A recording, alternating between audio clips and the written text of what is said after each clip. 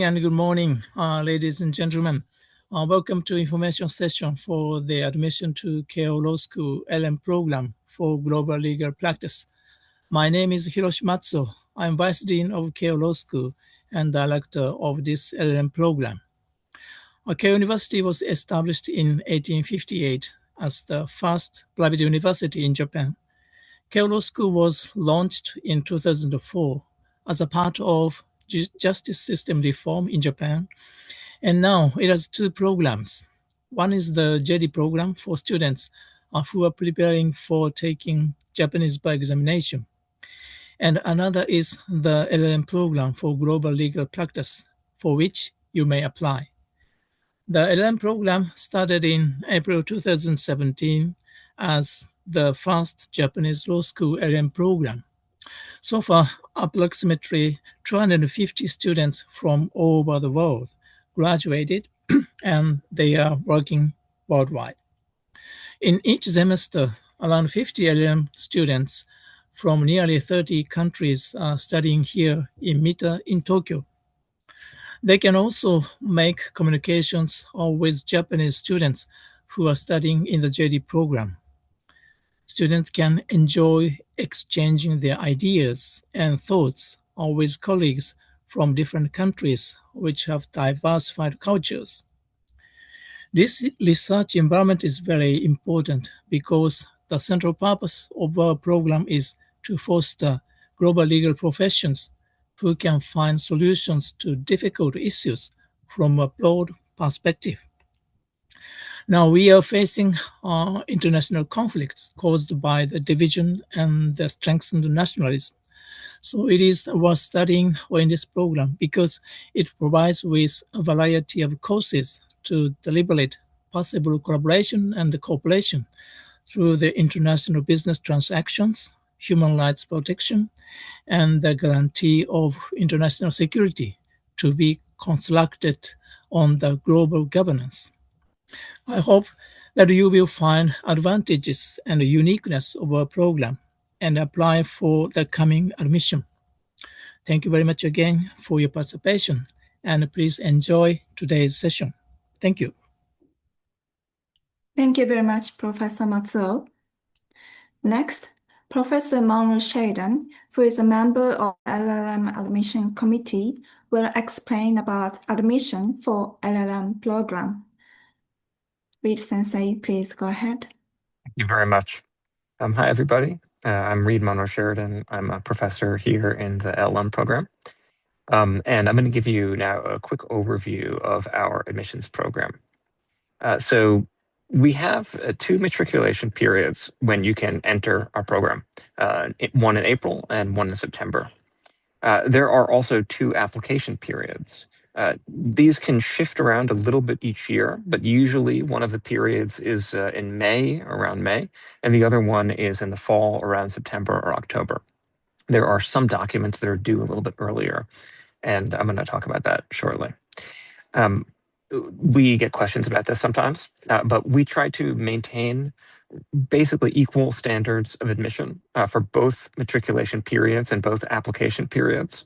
So you don't get an advantage by applying in one period as opposed to another. So you don't have to worry about that. There are some key materials for your application. The first is personal statements. One is a statement of your purposes for applying to the program, and the other is your analysis of and solution to a legal problem.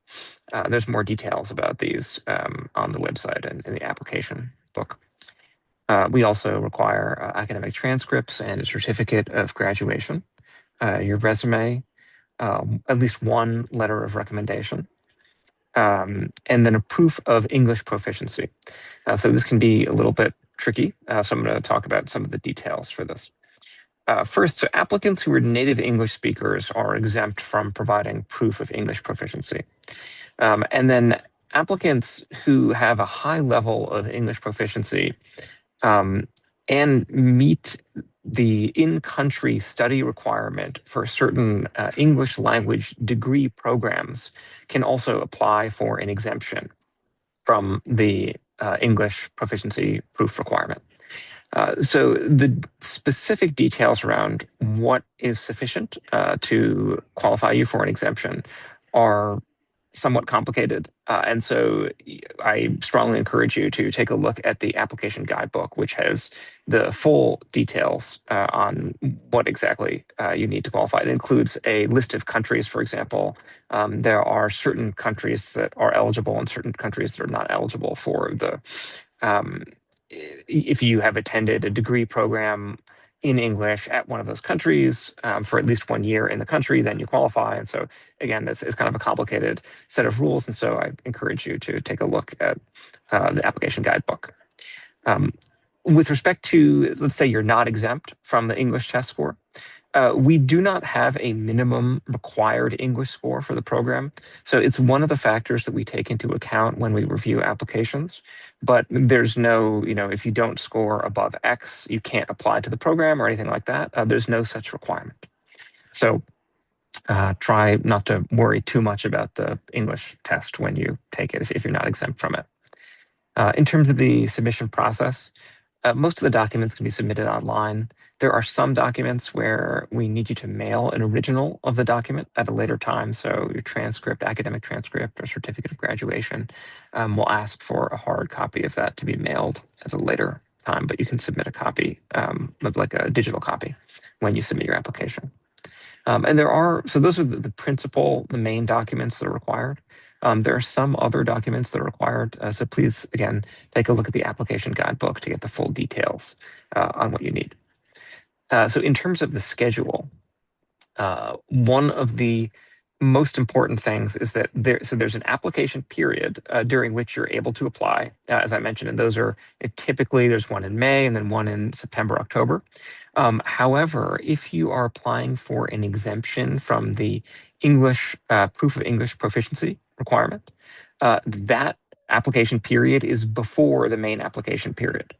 And similarly, if you are applying for a certification of your eligibility to apply, basically, you're not sure. I'll talk about this in more detail in a second, but basically, if you're not sure if you qualify to apply for the LM program, you can apply for us to take a look at your background, your resume, and then tell you, okay, yes, you're qualified to apply for the program, or no, you're not qualified to apply. And so the period to do that is also before the application period. So please take a look at the website and look at the deadlines that are set forth on the website to make sure that you don't accidentally miss the period to apply for the English exemption or this certification of your eligibility to apply for the program. Okay, so in terms of what is required to actually apply for the program, so you must have an undergraduate degree. Your undergraduate degree must be in law, or you must have a JD, like a Juris Doctorate degree, or you must be qualified to practice law in a jurisdiction, or you must have equivalent knowledge to an undergraduate degree in law. So there are basically 4 main ways you can qualify to apply for the program. And just as an example for the last one, so what's an equivalent knowledge of law as obtaining an undergraduate degree in law? Well, for example, in Japan, you don't need to be qualified as a lawyer to work in an in-house legal department. If you've been working in an in-house legal department for a number of years, there's a good chance that you have sufficient knowledge of law to be considered eligible to apply for the program. But that's a case where you might want to apply for the our confirmation of your eligibility to apply to the program, because let's say that you don't have a degree in law and your only experience is doing a 3-month internship, just for example, at a law firm. That's probably not sufficient, unless there's some extremely unusual circumstances that are not covered in what I just said. Usually that's not going to be enough to apply for the program, and you're not qualified as a lawyer either. And so in a case like that, if you just apply to the program, your application will just be rejected because you're not qualified. You don't meet the criteria to apply for the program. And then you've gone to the trouble of preparing the application and paying the application fee. And that's kind of too bad. So we give you the opportunity to, if you're in a situation where, say, you've been working in-house in a legal department for several years, you're not sure, and you want to apply and get confirmation that you're eligible, yeah, you can do that. And the details for that are set forth on the website. So if you would like to do that, please take a look at the website. And we get some of those applications every year. And I think in my recollection, just about every year, there are numerous applications that we approve. So it's certainly possible to be approved, even if you don't have a law degree and you don't have an law degree and you don't have a Juris Doctor degree either, and you don't have a qualification to practice. There are various cases where people have quite a bit of legal experience, and therefore they are eligible. Okay. Oh yes, one last note. With respect to the English proficiency, please be careful not to overlook this, because if you're not a native English speaker and you don't apply for the exemption, and then you also don't take an English proficiency test, your application will not be complete. So you either need to receive the exemption or you need to have a test, a proficiency test that you can send us. So yeah, please keep that in mind. Okay, I think that about covers all the main points. Thank you very much. I will pass it off to, I think David's going to be next, but I'll let the office take over. Thank you. Thank you very much, Leader-sensei. Thank you very much. So next, Professor Litt, who is the head of our LLM Academic Affairs Committee, will explain about the curriculum for LLM program. Litt-sensei, please go ahead. Thank you very much. And sorry I was moving around at the beginning of this call. I was trying to get my door to close here, but it's not closing. Anyway, uh, the curriculum, we have, we only have one LLM degree, the LLM in Global Legal Practice. You'll find in some parts of the world, if you were to go get your LLM in Australia, you might find that University of Melbourne, I don't know how many LLMs they have, but you might be able to get an LLM in real estate finance or something like that. You can get they have fairly specialized degrees. At University of Washington, a school that we do a lot with, we're at one of our partner schools. We have joint symposia. We send exchange students back and forth, and even have a double degree program. They have, I think, 6 LLM programs: tax or intellectual property or a general LLM, healthcare law, things like that. That doesn't work in Japan, given the way that the education system is regulated. We can't set up a bunch of LLMs, but we do have a very broad-based curriculum. If yeah, I won't pull up the curriculum on the screen. You can go to the website and you can see the list. And we have many different categories of courses. Now, the categories that are on the website is kind of the way that the courses were divided up when the program was started. And I think can be a little bit confusing to me, um, because the terms aren't don't quite fit with what most lawyers are used to seeing when they think about what type of tax law or business law or corporate litigation, things like that, the more traditional terms. So what we have done is we have set up a number of certificates, so that if you want to show that you've specialized in your studies in a particular area, first of all, we don't have any specific required classes. It's not like to get an LM at Keio, you need to take 3 classes with Professor Matsuo, or that only Professor Watai is teaching, or only I am teaching. We have generally an elective approach to classes. But if you want to get other than, I think you need to take, it's written in the registration guide and in the graduation requirements. You need to take basically two classes, at least 4 credits in what's basically the business area or what's the international security and IP area, and then you need 4 credits of practical training. Um, but that's the only sort of distribution requirement to get the diploma. But again, a lot of people decide they want to get a dean's certificate that shows that they specialized in one of 5 areas: Japanese law, international dispute resolution, intellectual property, business law, or law and development in Asia. These 5 areas, we realize that we do have pretty deep curriculum offerings in each of those areas. And so it's not that difficult for somebody to get 10 of their 30 credits from classes in one of those areas. If you get 10 of your 30 credits in one of those areas, and you meet the other requirements, then you can get a certificate in those areas.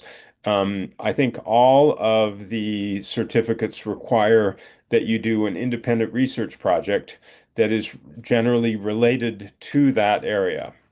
Some of the certificates also require that your practical training courses, at least one of them needs to be in that area.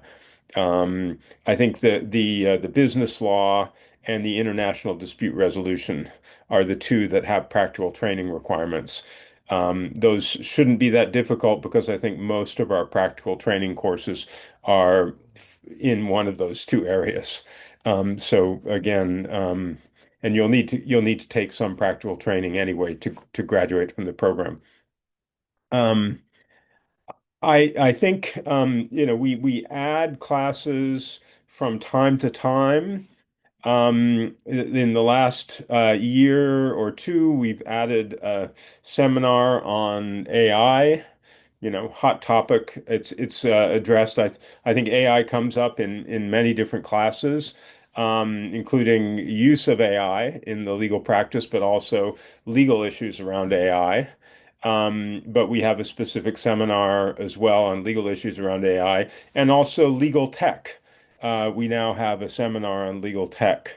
Just as 2 examples of classes that we've added within the last couple of years, we added an energy projects class last year, be held for the second time this year as another example. So we do add from time to time, and so the curriculum is gradually evolving.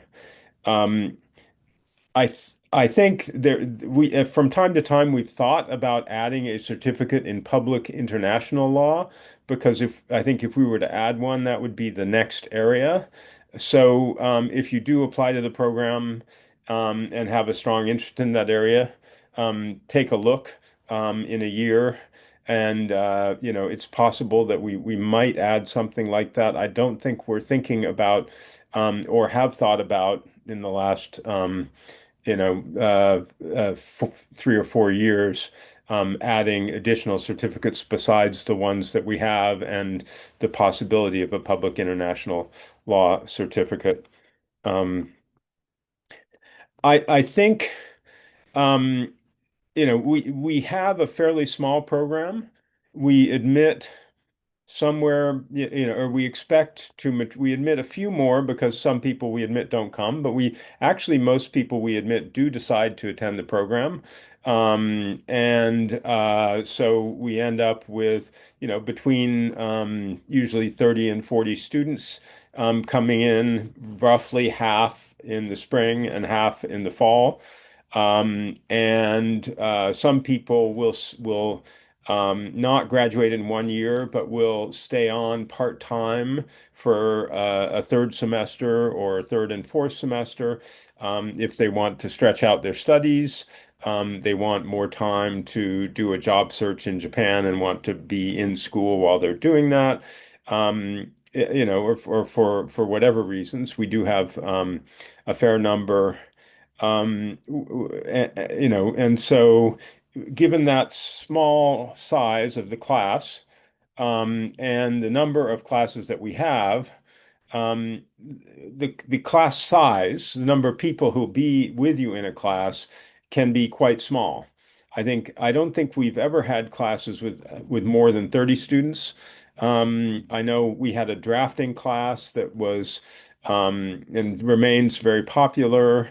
And eventually it got so that it was, I think, 25 students or more, and we split it up and held it in both spring and fall so that the class could remain at a manageable size. It's a practical training class. There are lots of exercises. There need to be comments from the instructors on the work that the students are doing, and so it just didn't work when it got to be too large. Um, I think it's not uncommon that we will have classes that have more than 20 students, but it would be extraordinary that there would be a class with 30 students. And you may find that you go in a class and there are only two or three of you there in the first class, and it's like a special tutorial or a very small class. That happens as well for all kinds of reasons because of the subject matter or the time the class is held.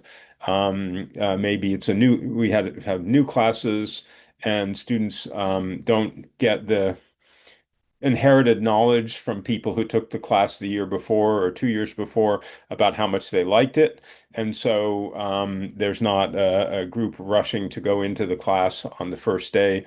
Um, and I, I don't think we've had cases in the LLM program where we couldn't accommodate all the students who want to take a class, but there may be a few of the practical training classes where there is, I want to say there's a negotiation exercise or something. There's a role playing exercise, and it's or there's a competition.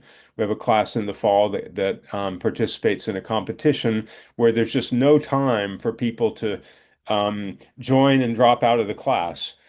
So the instructors will politely request that students commit, very quickly, because if they don't, then the team can't function essentially to get ready for that competition.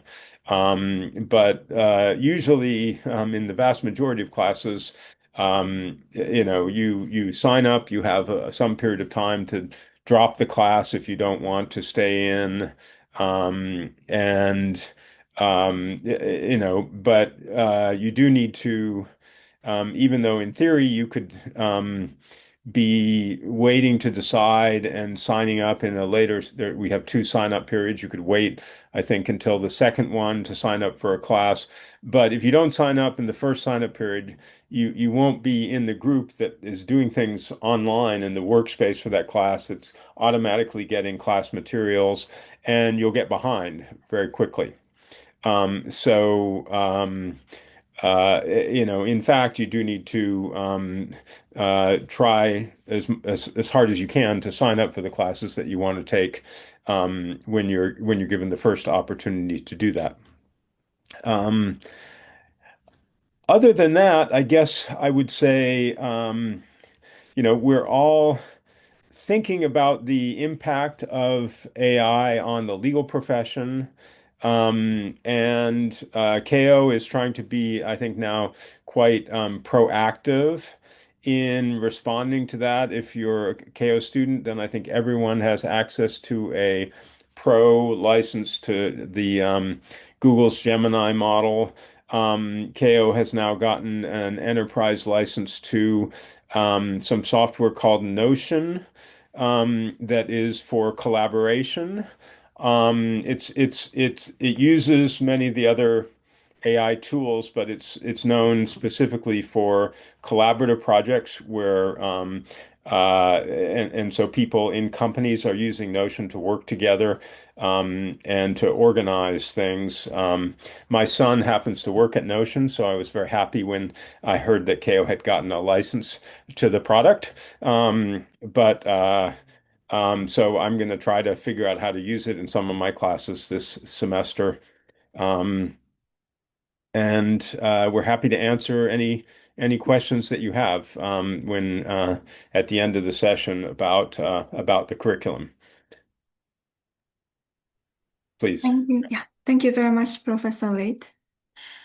Okay, then today we have two alumni from the LLM program, Ms. Yifan Chen and Mr. Felipe Barrientos. They graduated last year, and today we'll talk about their experiences at Keio LLM program. So firstly, Yifan-san, could you please give a self-introduction and talk about your experiences at Keio Law School? Yes, hello everyone, and thank you very much for giving me this opportunity to share my experience with you. And my name is Yifan Tian, and I'm from China. So I finished the KOLM program last year in September, and I truly enjoyed my time in KO. So I feel that I have gained a great deal from the program and have so many experience I would like to share with you. First, I would like to talk about the courses offered by Keio. In addition to the courses that are listed on the syllabus, which Professor Lit may like talk about like a few minutes before, I think Keio also gives LM students the opportunity to take courses offered by other universities. For example, I personally applied for two courses at Waseda University, and both of them are taught in English, so there's no need to worry about the Japanese language abilities. And in those classes, we study together with students from the Waseda University, and some of the courses were held online. Well, I think one of those courses were conducted in person, so there can be some flexibility depending on different courses and your own preferences. And from my own experience, I think um, many of the Waseda's courses are related to intellectual property, so they may be attractive to students who are interested in that field. And in addition to courses at Waseda, I think LM students at Keio can also apply for JD courses, which are also given by Keio Law School. If you think you have a certain level of Japanese, I think maybe N1 or N2, and you would like to challenge yourself academically, I think it's a very valuable opportunity. I also have taken two courses from the JD program. I think it has been a very valuable experience because it allows you not only to learn more about Japanese law in Japanese, and it also gives you a chance to expand your network with JD students, yeah, and experience a very different academic environment. And one of the other main reasons that I chose Keio was that it really offers a very international learning environment, as students really come from different jurisdictions and bring very different academic and professional backgrounds. Because of that, I think class discussions are always very interesting, and everyone is able to share their own perspectives from their own legal systems. So in many classes, you can really learn a great deal from a comparative law perspective, and not only in terms of legal knowledge, but also in terms of practical experience. Um, Besides academics, I would like to share with my life, student life at Keio. I think Tokyo is a very livable city.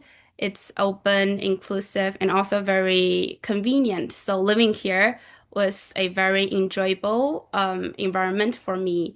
And I'm also very grateful for the KOLM program because it really gives me the opportunity to meet many wonderful classmates from different places. So many of them have become close friends with me. So we text each other every day via Instagram, Line.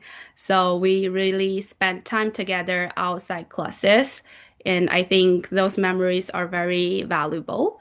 And also, one of the things I think future students would be really interested in is the accommodation in Japan. Personally, I didn't choose to live in a dormitory provided by Keio. Instead, I live in an apartment, and I think both options have their own advantage and disadvantage.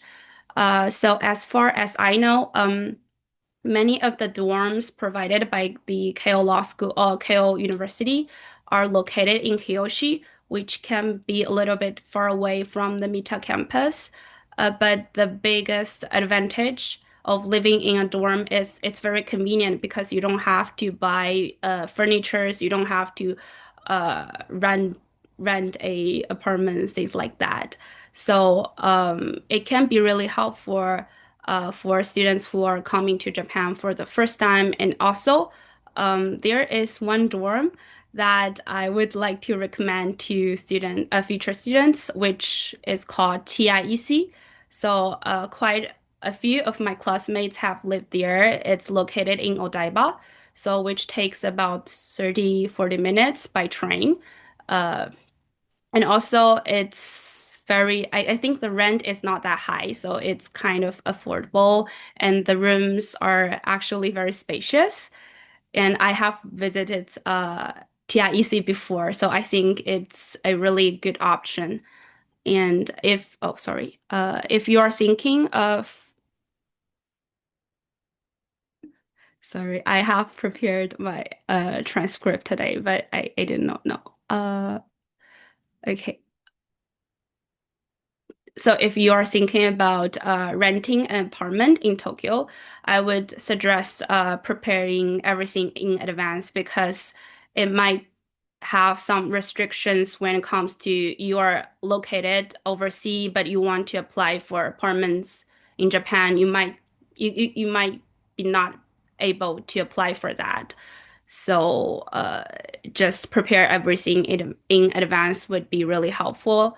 And as for advice for future students, I would say being proactive would be really, really important because the KOLM program passes really quickly. So it's really important to take initiative from the very beginning, whether in your studies, networking, or planning for your future career. And the more actively you participate in the course or some other like networking, the more rewarding your time at KO would be. And also, another piece of advice would be studying Japanese as much as you can. I think that would be really, really helpful for us. On one hand, it can allow you to experience life and culture in Tokyo more deeply, or even like if you want to travel to another city in Japan, it might be really helpful. And on the other hand, I have heard like a lot of students, classmates are very interested in staying in Japan, finding a job here in the future. I think Japanese ability can be really a great advantage. And I think overall, my time at Keio University was a very valuable and memorable experience for me, and it helped me grow academically, professionally, and personally. And I really appreciate for what I have learned here. I hope that future students can also find this program inspiring and rewarding. Yeah, thank you very much. Yeah, thank you very much, Ethan-san, and we are really glad to hear that you have enjoyed your life at Keio Law School. And thank you for mentioning about the dormitory and the TIEC. I've just sent the chat about TIEC, and Oh, we will send about the Keio dorm later. yeah, thank you very Thank you much. very much. Okay, so next, Felipe-san, could you please give a self-introduction and please tell us about your experiences at Keio Law School?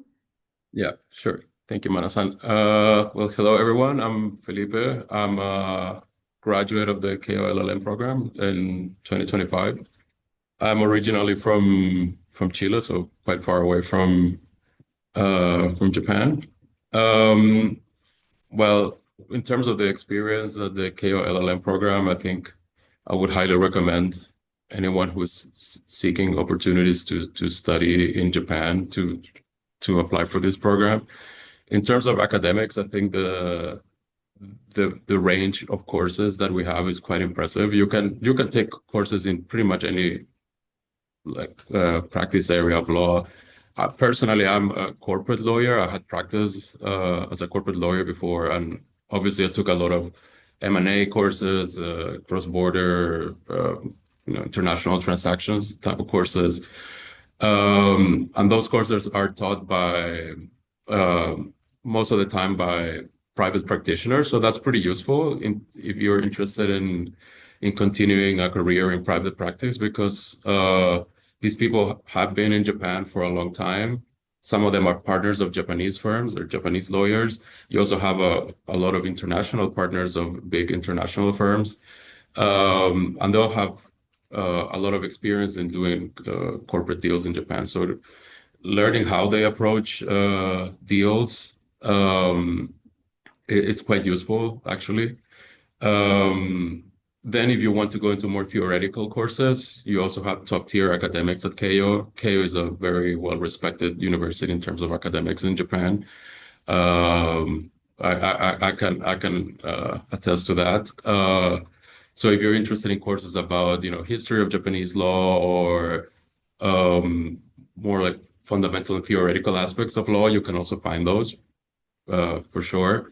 A lot of people are interested in IP courses in Japan, and I think we have a lot of those type of courses as well. I personally didn't have a lot of experience in the IP sector, or as Sensei mentions, also AI is.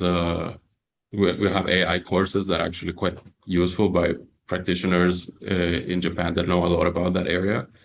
So I think it's quite attractive that the program syllabus is constantly evolving and refreshing itself. So you can make sure that you're going to get courses that are up to date with the latest trends in the legal sector.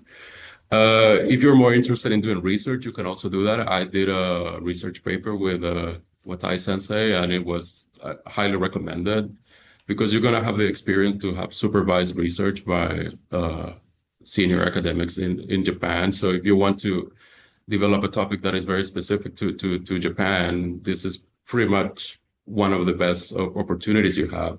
And some of our classmates later pursue PhD programs, so this is probably a good stepping stone into that track if you're more interested in academics. If you're interested in staying in Japan for work, the program offers internships with some of the best law firms in Japan, both Japanese and international. I did an internship at Nagashima Ono Tsunematsu in Tokyo, which later became a full-time offer, and I'm now currently working at Nagashima Ono. So without the Keio LLM program, it would have been much more difficult to have this opportunity. So I'm quite grateful for that for the program. I think doing an internship is probably one of the best ways that you can have to find a full-time job in Japan. I think the legal market in Japan is obviously interested in having foreign lawyers. It's the market is in good shape, and if you show that you're interested in developing a career in Japan in the long term, doing an LLM program and speaking Japanese for the people who are fluent in Japanese is probably the best way that you can do it. I think in that way, the program offers a very good soft landing for anyone who is thinking long term about Japan.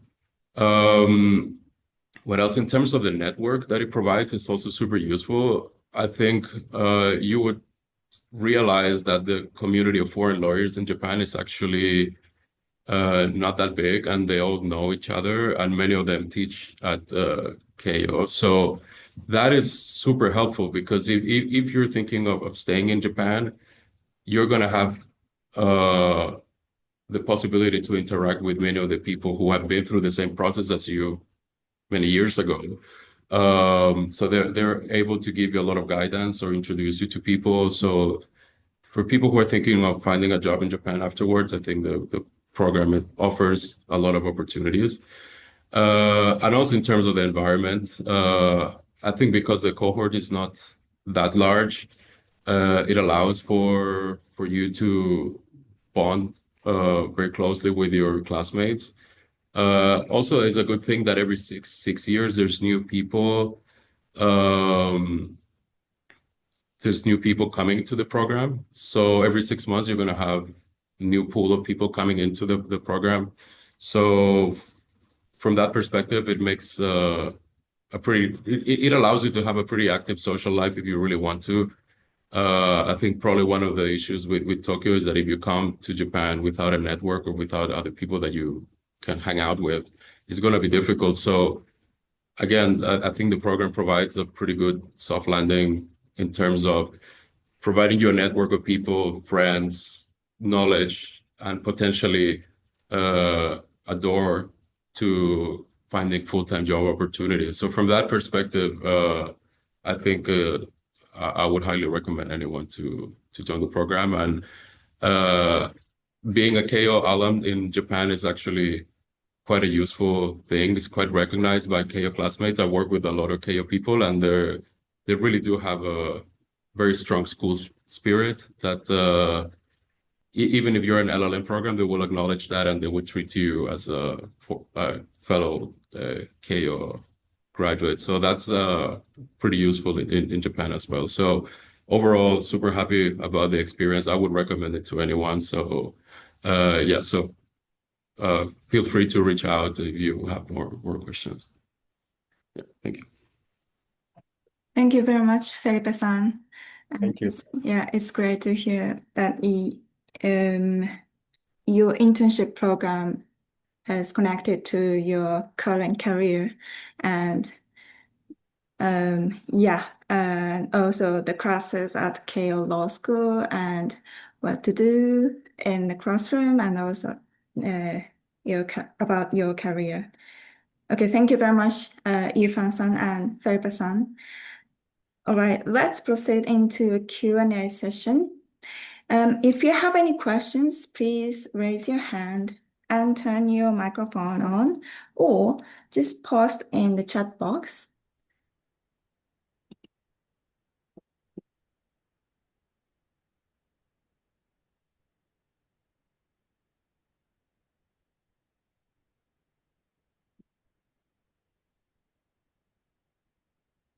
Well, I see I tried to answer online, and I think I was typing some things as Philippe was saying them, basically thinking about somebody who has a degree in Europe and is thinking about getting an LLM in Europe, and thinking would that be good for getting a job in Japan? I think it is. Japan is not an easy place to get the first job. Um, People who are here and get a first job, that dramatically increases their prospects of getting a second job in Japan. And being here also and having some network of people, Japanese and a lot of Japanese organizations want an introduction. You'll find Japanese people often hesitate to give introductions because they know that some responsibility comes along with that. I've given an introduction in Japan, and then when there's a problem 3 years later, both people come back to you and they want your help in solving the problem. So it's something that people don't take lightly. Um, and coming without an introduction, whether it's some institutional background or some connections or friendships or people who taught you a class, and who you can a year later go and have lunch with them and talk about your career, and they remember that you were a good student in the class and you were on the ball and prepared and thoughtful, can be very helpful. Um, I had one student who came and asked me for help finding a job at a particular law firm, and I said, "Well, you took this class last fall with a partner and a former partner at that firm. That's perfect, right? Why didn't you go to that partner and ask them?" And the student said, "Well, I didn't do so well in that class, and I was having some issues with my schedule, and I may have missed some classes." And I'm like, "Oh, okay. Well, you're not going to get a job at that firm because if you apply they're going to look at your transcript and they're going to see, oh, you had a class with one of our partners. They're going to send an email and get a response back from that partner. So anyway, you know, it's very individual finding a job because some people, I think Ifan, you did not have a lot of prior work experience, right? In law? Yeah. Yeah, and Philippe, you had prior practice experience in your home jurisdiction. So and you know, I think that if you want to work at one of the big four Japanese firms, it really helps, you know, that you're admitted to practice and you've already got a couple years of practice experience. And that's what they're looking for.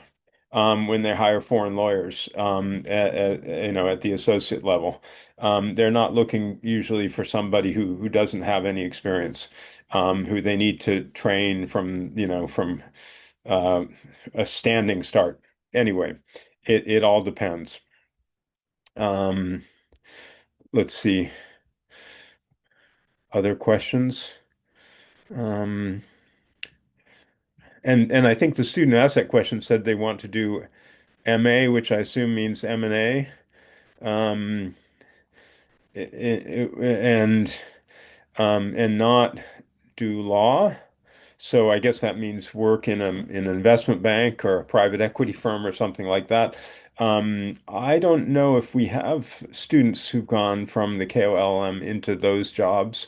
Um, you know, there is back and forth between legal training and those positions, certainly, but I don't know if we have from the LLM program people who've gone into who are now in M&A. I think I remember meeting a Japanese lawyer who's now the head of investment for you know, an investment fund in Japan. Um, and obviously a legal training is a good training for that, but I couldn't tell you what the job market is like in those investment banks, really. Um, let's see. Someone is in the fourth year undergrad at Keio Law Faculty. Um, would you be eligible? Once you graduate from the Hogakubu at Keio, from the law faculty at Keio, then you could enter the LLM program. Um, I think Watai Sensei and Matsuo Sensei, if I remember correctly, that typically students who go directly from the undergraduate program into the LLM program would be in the 36 credit category, and would be required to get 6 more credits to get the master's degree. Is that right? Um, but I think if you have an undergraduate degree in law, then you would meet the basic qualification requirement, presumably. Yes. So, so if I can explain a little further, if you are unsure whether you are eligible to apply, you may request a certification of eligibility starting, I think, like 10 days from now. So in principle, applicants should have a bachelor's degree in law or a Juris Doctor degree. But if you have work experience in a company's legal department, you may be considered to have equivalent knowledge and could still be eligible. So if you are a law student and expecting to graduate, yes, you can apply, but you will be asked to graduate with 36 degree requirement, as Professor Rick mentioned. And yeah, each eligibility application and also English exemption application is reviewed on a case-by-case basis. So it's difficult for me to give you a clear standard, but yeah, please be careful not to miss the deadline. Yeah, but and as Watai Sensei said, if you have an expected degree, and you want to go directly from one program, whether it's an LLB or a master's in something else or whatever the program, you can apply, with an expected graduation date as long as that's before your matriculation date to the Keio program. So my comment in the chat was, I think, misleading. So if you are a law student, that's fine. But if you are a student at the, let's say, political science department, and you have only taken several courses in the law department, then that may not be enough. I would say that's not enough. Yeah, if you didn't study law, yeah, that makes sense. And I guess in Japan, a law faculty could mean all kinds of different things, depending on what you took, what classes you took. Let's see. And does this program require an interview? We usually do not ask for an interview in the selection process. And to follow the main evaluation criteria for the legal research component, that's the part of the personal statement, I would say. So legal research component, I think, yeah, I recommend that you spend sufficient time in writing your personal statement. So please explain why you wish to study in Japan and in your program, and how or what you learn in the LLM program will help you achieve your goals after completion of the degree. And as for the section in which you discuss a legal issue, please explain why you chose that topic and why you consider it important, and then present your analysis. Let's see. Yes. Um, Okay. we're, So this does not make you qualified for lawyering in Japan. Yes, that's right. So you need to finish your JD here and take bar exam. Yeah, but that comment says like it's aimed for Gaijin. Again, the program is not aimed for Gaijin. It is at this point a large majority are non-Japanese in the program.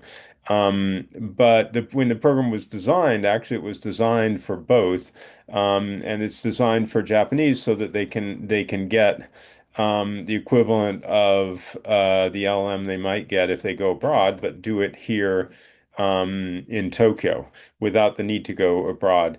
The job market for those people has been very good, and so we haven't had a lot of Japanese in the program, in recent years, but certainly it was not aimed, it is aimed at them.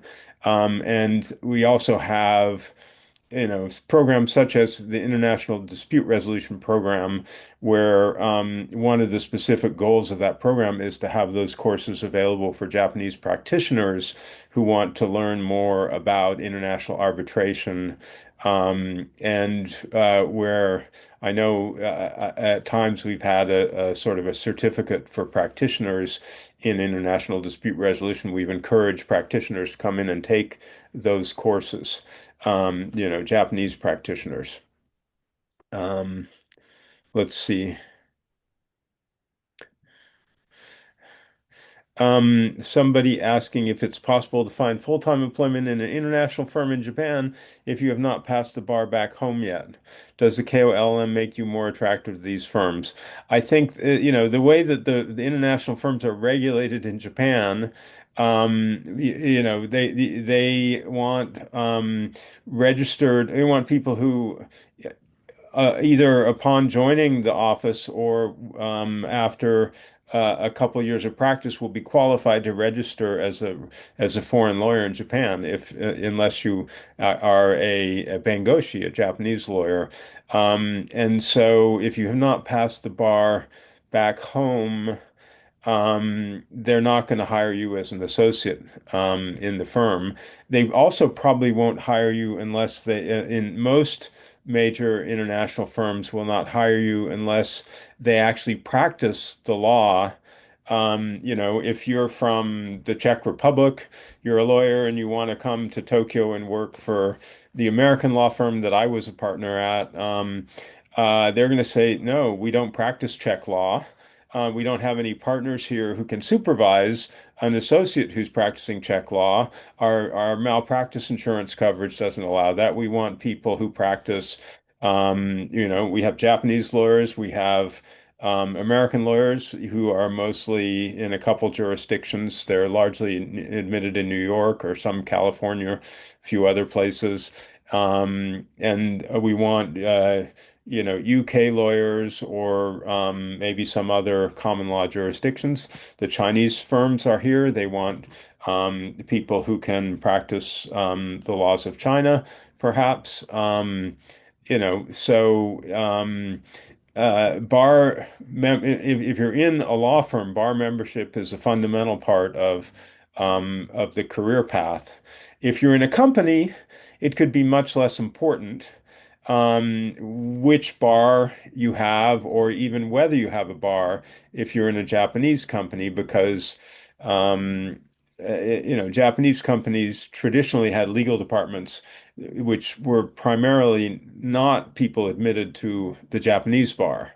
They were again, that's one reason that we allow people into the program who are not members of a bar but have practical legal experience. Because if you go to a big Japanese trading house, you'll find that three-quarters of the legal department is not admitted to practice in Japan, but they have 20 years of excellent legal experience in project finance and joint ventures and acquisitions and investments, all kinds of things, major dispute resolution.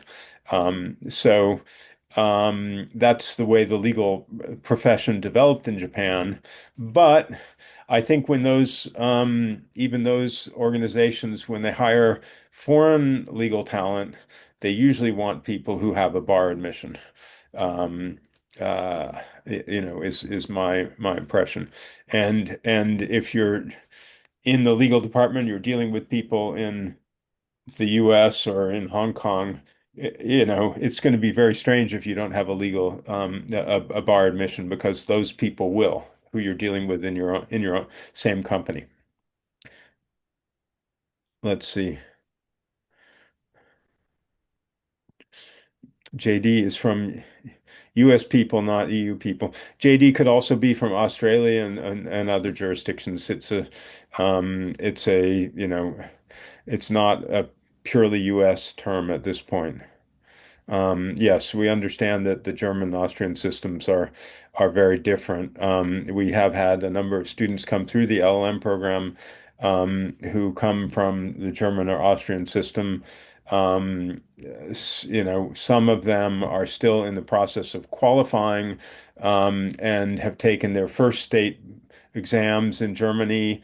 Some have, are much further along in qualifying. We have a German student who is, just finishing up his qualification while getting the LLM. Um, I think has already lined up his job back in Germany. But has previous study in Japan, is quite far along in terms of his progression of his legal preparation for his legal career. Um, let's see.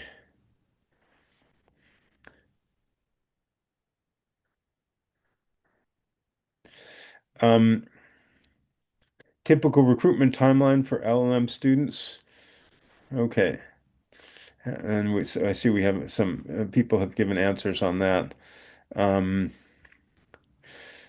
Yeah, including Watai Sensei, who's looked into this a lot over the years in trying to organize a more sort of organized approach to recruitment. And I think, as your note indicates, Watai Sensei, we found that doesn't really work because it's very individual, and it requires people to be proactive and to seek out opportunities. To network. There isn't a set recruiting style. Unless you're going in, if you want to go into a Japanese company as a first year employee, then you can go to various student fairs and participate in that that recruiting process. But I think most of our students aren't looking to do that because they don't want to start with the Shinyushan, the new hires in Japanese companies. Anyway.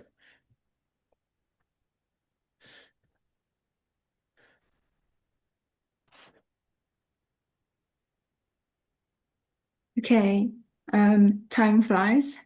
Thank you very much for your questions, everyone, and thank you very much for your explanation and answers, professors. All right. Thank you very much for your participation today. Now we are ending this session. We will send a brief questionnaire to your email address later, so we would appreciate it if you could answer it.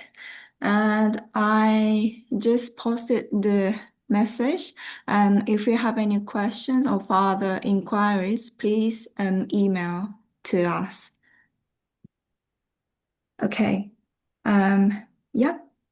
Thank you very much, everyone, joining us today. Thank you. Thank you.